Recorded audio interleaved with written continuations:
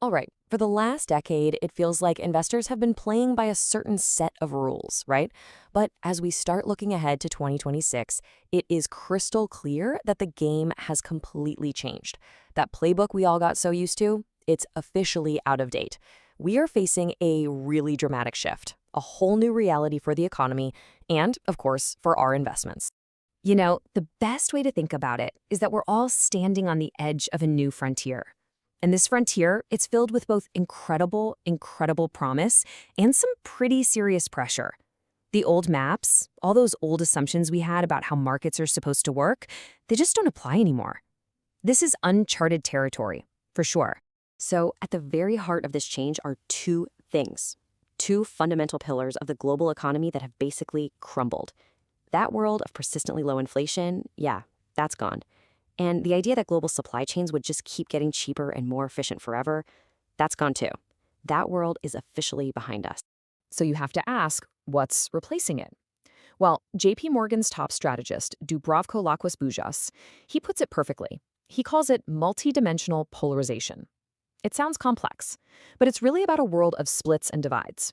You've got the stock market splitting between the AI winners and, well, everyone else. You've got a US economy where businesses are spending a ton, but the job market is looking kind of weak. And you see this growing gap between what different families are actually able to spend. This idea, this polarization, is absolutely key to understanding this new frontier. To really make sense of all this, we're going to break it down. We're going to look at the three massive interconnected forces that are shaping, well, everything. First, the AI revolution. Second, a world that is literally fracturing apart. And third, the persistent, nagging question of inflation. Okay, let's start with the big one, the force that everyone is talking about, the revolution in artificial intelligence. And let's be clear, this isn't just another tech trend, no way.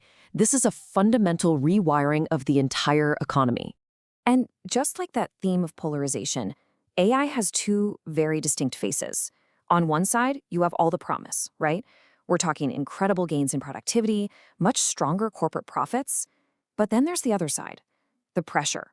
There's a very real risk of a speculative market bubble. And of course, a major disruption to the job market. So the real challenge now is figuring out how to capture all that upside while avoiding the downside. And here's something that's so crucial to remember. The AI boom isn't just about clever software. It is a massive physical build-out. I mean, think about the absolutely voracious demand for semiconductors, for data centers, and maybe most importantly, for electrical power.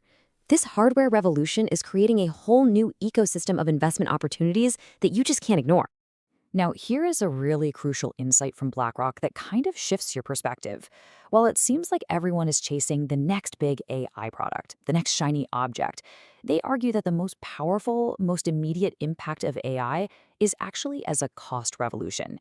It's all about radically improving efficiency and boosting those profit margins by changing how businesses fundamentally operate. So why is it a cost revolution? Get this, because today, labor accounts for a massive 55% of all business costs. Just think about that. If AI can automate tasks and reduce that share even just a little bit, those savings drop directly to the bottom line.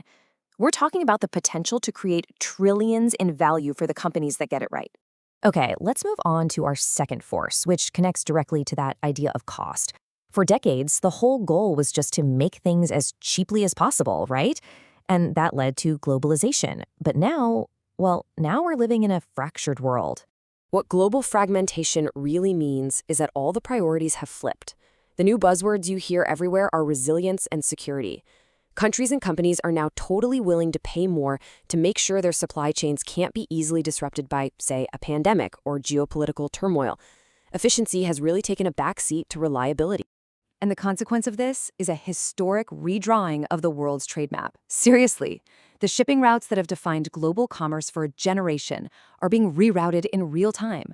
It's one of the biggest economic shifts happening right now, right under our noses. Let's look at the most dramatic example of this, the relationship between the US and China. If you go back to 2017, 22%, nearly a quarter of all goods imported into the United States came from China. Fast forward to today, and that number has collapsed to just 12%. This isn't some forecast. This is economic decoupling happening right before our very eyes. It's a stunningly fast reversal of a trend that lasted for decades. And hey, don't make the mistake of thinking this is just a single trade dispute. Oh no, this is a global phenomenon. Europe is moving aggressively to reshore production, especially in strategic areas like defense and manufacturing, because they want to reduce their own dependencies. It seems like everyone is building walls around their supply chains. So, what happens when you stop caring so much about low cost and you start building more expensive, redundant supply chains? Well, that brings us directly to our third and final force, the inflation question. After years of being a total afterthought, inflation is back, front and center. It is now a critical factor in every single investment decision you make. And in this kind of environment, just holding cash means you are quietly but surely letting your wealth just erode away. But the real question is, why is this inflation different? Why do all the analysts expect it to be stickier and way more volatile than what we were all used to before the pandemic? It's because the drivers are now structural. They're not temporary. I mean, consumers for the most part still have healthy balance sheets. Like we just saw, governments are actively choosing more secure but higher cost supply chains. And you've got massive government spending and the high cost of bringing manufacturing back home. All of that is adding persistent long-term pressure to prices. So, with these three powerful forces, this AI revolution, this global fragmentation, and this stickier inflation, how do you actually navigate the markets in 2026? What does this all mean for your strategy? So what does this look like in practice? Here are some really concrete forecasts from JP Morgan. Now, you can see their outlook for oil and gas there, but just look at the forecast for precious metals. They are projecting gold to average over $4,700 an ounce. That is a massive jump that really signals a huge search for safety among investors. And this brings all of our themes together perfectly. I mean, why so bullish on gold? Because in a fractured, polarized world with rising geopolitical tensions, hard assets like gold are increasingly seen as a necessary hedge. It's a direct response to the breakdown of that old global order. Okay, so let's pull this all together into a few key strategic takeaways. First, in an uncertain world like this, you want to focus on high-quality companies with strong balance sheets that can weather any storm. Second, look for opportunities in the physical build-out of AI. We're talking the companies providing the power, the hardware, the whole shebang. Third, own the businesses that are going to benefit most from AI as a cost-cutting tool.